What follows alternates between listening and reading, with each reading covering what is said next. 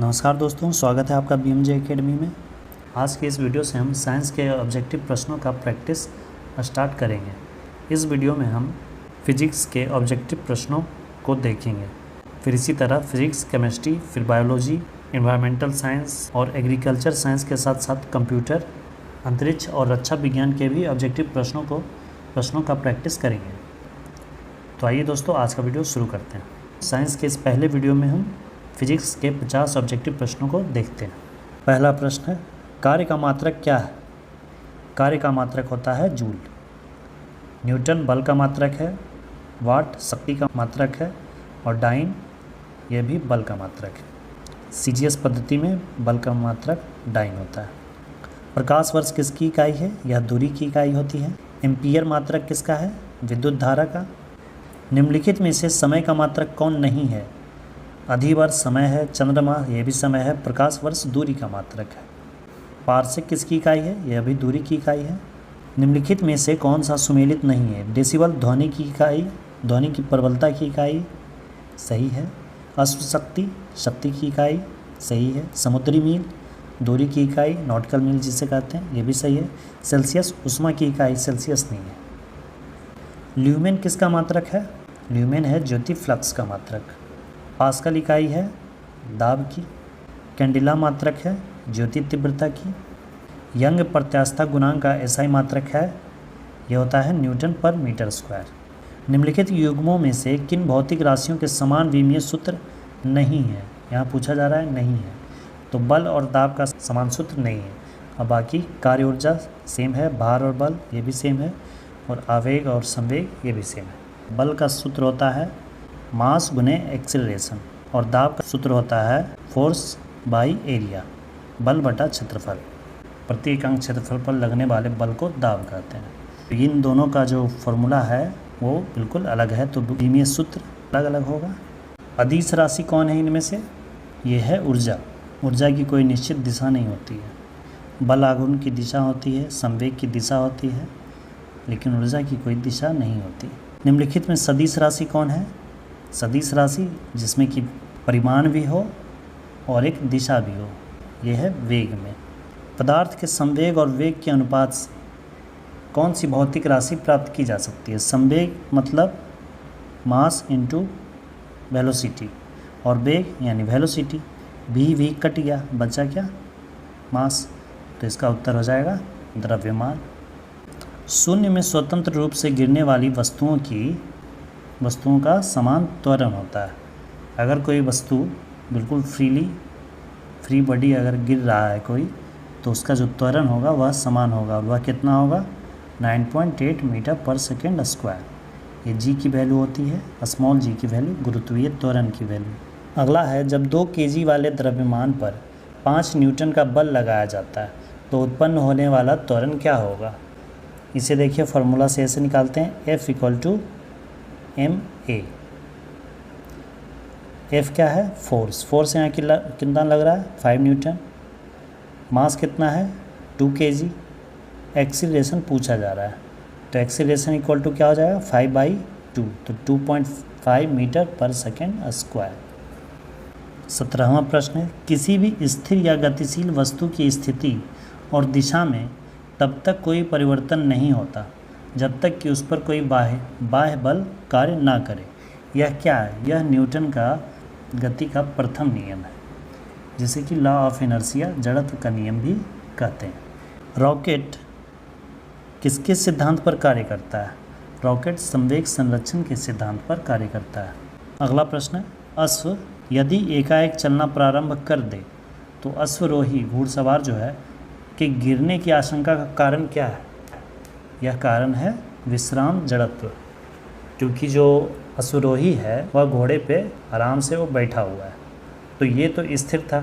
जब ये अचानक से चलना शुरू करेगा तो ये पीछे की ओर झुकेगा और गिर सकता है, तो यह कारण इसका विश्राम के जड़त्व का है।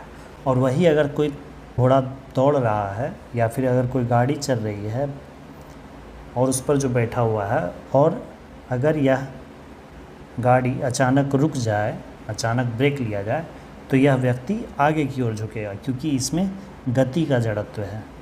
इसे ही कहते हैं जड़त्व का नियम। चलती हुई बस जब अचानक ब्रेक लगाती है, वही प्रश्न आ गया, तो उसमें बैठे हुए यात्री आगे की दिशा में गिरते हैं। इसको किसके द्वारा समझाया जा सकता है? यह न्यूटन का पहला नियम है, जड़त्व का नियम। बल का गुणनफल है द्रव्यमान और त्वरण का। कौन सा है इसमें द्रव्यमान और त्वरण? Option B. शरीर का वजन ध्रुवों पर अधिकतम होता है, विषुवत रेखा पर न्यूनतम होता है। किसी मनुष्य का भार पृथ्वी पर यदि 600 न्यूटन है, तब चंद्रमा पर उसका भार कितना होगा? चंद्रमा पर उसका भार 6वां हिस्सा होगा, तो हो जाएगा इसका 100 न्यूटन। पृथ्वी की सतह पर किसी का भार 29.4 न्यूटन है, तो उसका द्रव्यमान कितना होगा? वेट, वो होता है mg। तो मास पूछा जा रहा है, W कितना है यहाँ पे? 29.4। g का मान कितना होता है? 9.8। डिवाइड करेंगे तो आएगा कितना? 3। तो इसका आंसर हो जाएगा 3 kg। एक अंतरिक्ष यात्री पृथ्वी तल की तुलना में चंद्र तल पर अधिक ऊंची छलांग लगा सकता है, क्योंकि चंद्र तल पर गुरुत्वाकर्षण बल पृथ्वी तल की तुलना में अत्यल्प है। ये है सही आंसर। 1 किलोग्राम राशि का वजन कितना है? ये होता है 9.8 न्यूटन। जड़त्व आघूर्ण व कोणीय त्वरण का गुणनफल क्या होता है? इसे कहते हैं टॉर्क। जल के आयतन में क्या परिवर्तन होगा यदि तापमान 9 डिग्री से गिरकर 3 डिग्री तक कर दिया जाए? आयतन इसका पहले घटेगा और बाद में बढ़ेगा, क्योंकि 4 डिग्री सेंटीग्रेड पर घनत्व सबसे ज़्यादा होता है। घनत्व ज़्यादा है तो आयतन कम होगा, और उसके बाद फिर घनत्व कमने लगता है। तो जब घनत्व कमेगा तो आयतन बढ़ेगा। तो इसलिए पहले जब 9 डिग्री से जब घटते घटते 4 डिग्री सेल्सियस की ओर जाता है तो आयतन पहले घटता है, और फिर जब 4 को क्रॉस करके फिर और घटने लगता है तो फिर उसका आयतन फिर बढ़ने लगता है। अगला देखते हैं। एक बीकर में पानी पर बर्फ़ तैर रही है। जब बर्फ़ पूर्णतः पिघल जाएगी तो बीकर में पानी का तल क्या होगा? पानी का तल उतना ही रहेगा जितना था। जब किसी बोतल में पानी भरा जाता है और उसे जमने दिया जाता है तो बोतल टूट जाती है। क्यों? क्योंकि पानी जमने पर फैलता है। बर्फ़ का जो घनत्व होता है वो कम होता है और आयतन जो होता है वो ज़्यादा होता है। तो जितना पानी बोतल में था, बर्फ़ बनेगा तो उससे और ज़्यादा जगह चाहिए, तो इसलिए वह बोतल फट जाता है। सड़क पर चलने की अपेक्षा बर्फ़ पर चलना कठिन है, क्योंकि बर्फ़ में सड़क की अपेक्षा घर्षण कम होता है और फ्रिक्शन नहीं होगा तो हम चल नहीं पाएंगे। फ्रिक्शन के कारण ही हम चल पाते हैं। एक नदी में चलता हुआ जहाज़ समुद्र में आता है, तब जहाज़ क्या होगा? जहाज़ थोड़ा सा ऊपर उठ जाएगा। क्यों उठ जाएगा? क्योंकि समुद्र का जो पानी होता है उसका घनत्व ज़्यादा होता है। लोहे की कील पारे में क्यों तैरती है जबकि यह पानी में डूब जाती है? क्योंकि पारा का घनत्व लोहे के घनत्व से ज़्यादा है। क्योंकि लोहे का घनत्व पारे के घनत्व से कम है और पानी के घनत्व से ज़्यादा है, इसलिए वह पानी में तो डूब जाती है, लेकिन पारा का घनत्व लोहे के घनत्व से ज़्यादा होता है, इसलिए लोहे की कील पारे में तैरती है। पानी का घनत्व अधिकतम होता है। कहाँ होता है अधिकतम? 4 डिग्री सेंटीग्रेड पर। वस्तु की मात्रा बदलने पर अपरिवर्तित रहेगा। मात्रा अगर बदलेंगे, चाहे कितना भी लें, घनत्व हमेशा वही रहेगा। समुद्र में प्लवन करते आइसबर्ग का कितना भाग समुद्र की सतह के ऊपर रहता है? समुद्र की सतह के ऊपर रहता है 1/10 भाग, बाकी 9/10 भाग समुद्र के अंदर रहता है। बर्फ़ के 2 टुकड़ों को आपस में दबाने पर टुकड़े आपस में चिपक जाते हैं, क्योंकि दाब अधिक होने से बर्फ़ का गलनांक घट जाता है और दोनों चिपक जाते हैं। हवाई जहाज़ से यात्रा करते समय पेन से स्याही निकलने लगती है, क्योंकि वायु दाब की कमी हो जाती है। पेन में जो स्याही होती है रिफ़िल में, एयर प्रेशर के कारण ही उसमें बनी रहती है। अगर एयर प्रेशर में कमी होगा तो उससे स्याही निकल जाएगी, जो कि हवाई जहाज़ में होता है, जो कि ऊंचाई पर जाने पर होता है। जैसे जैसे हम ऊंचाई पर जाते हैं वायु दाब की कमी होती जाती है, वायु दाब कमता जाता है। ऊंचाई की जगहों पर पानी 100 डिग्री सेंटीग्रेड के नीचे के तापमान पर क्यों उबलता है?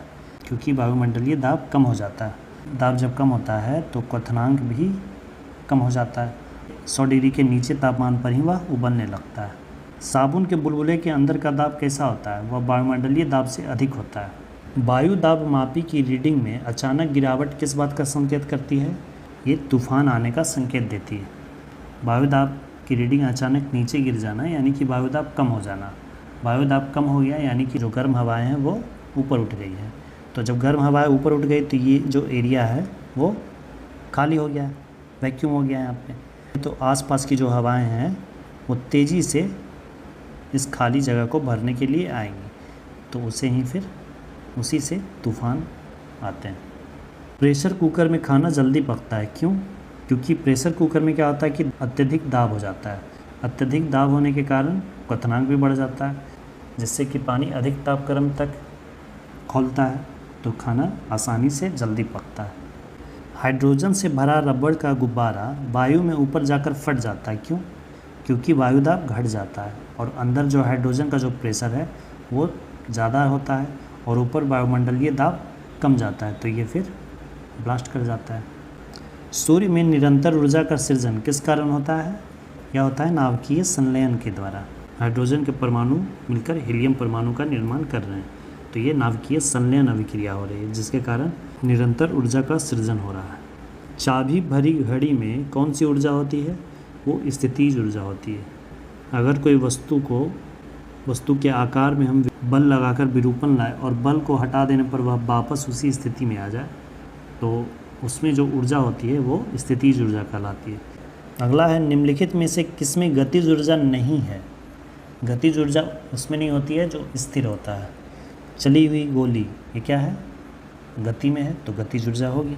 बहता हुआ पानी ये भी गति में है, गतिज ऊर्जा होगी। चलता हुआ हथौड़ा ये भी गति में, इसमें भी गतिज ऊर्जा है। खींचा हुआ धनुष ये अभी खींचा हुआ है, छोड़ा नहीं गया।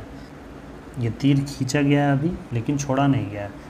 तो जब तक इसे ऐसे खींचे रहेंगे तो ये जो रस्सी है, इसकी जो रबर है, उसकी विरूपण की जो शक्ति है वो इस पर लगी हुई है, वो ऊर्जा इस पर लगी हुई है। इसे ही कहेंगे स्थितिज ऊर्जा। तो इसमें गतिज ऊर्जा नहीं है, इसमें क्या है? स्थितिज ऊर्जा है। तो आंसर इसका खींचा हुआ धनुष हो जाएगा, क्योंकि इसमें स्थितिज ऊर्जा है, ना कि गतिज ऊर्जा। जब एक चल वस्तु की गति दुगनी हो जाती है तो उसकी गतिज ऊर्जा क्या होगी? जब गति दुगनी हो जाएगी तो गतिज ऊर्जा चौगुनी हो जाती है। ऐसा क्यों होता है? गतिज ऊर्जा का फॉर्मूला होता है kinetic energy is equal to 1/2 half mv²। m for mass and v for velocity. 1/2 m तो उतना ही रहेगा। वेलोसिटी कहा जा रहा है कि दुगनी हो गई है, यानी कि v के जगह पे 2v हो गया, तो 2v का स्क्वायर करेंगे तो 2v का जब स्क्वायर होगा तो ये 4v² हो जाएगा। तो सब कुछ तो वही रहा, बस v² के जगह पे क्या आ गया? 4² आ गया। तो गतिज ऊर्जा कितनी हो गई? 4 गुनी हो गई। तो आंसर इसका क्या हो जाएगा? चौगुना हो जाती है। लिखित में से कौन सा नियम इस कथन को वैध ठहराता है कि द्रव्य का ना तो सृजन किया जा सकता है और ना ही विनाश? ये ऊर्जा संरक्षण का नियम कहता है। 50वां प्रश्न, साइकिल चलाने वाला मोड़ लेते समय क्यों झुकता है? वह इसलिए झुकता है ताकि गुरुत्व केंद्र आधार के अंदर बना रहे, वह उसे गिरने से बचाएगा। दोस्तों, इस वीडियो में इतना ही। आगे के प्रश्नों को हम अगले वीडियो में देखेंगे। प्रत्येक प्रैक्टिस सेट में हम 50 प्रश्नों को ही देखेंगे। धन्यवाद दोस्तों, जय हिंद।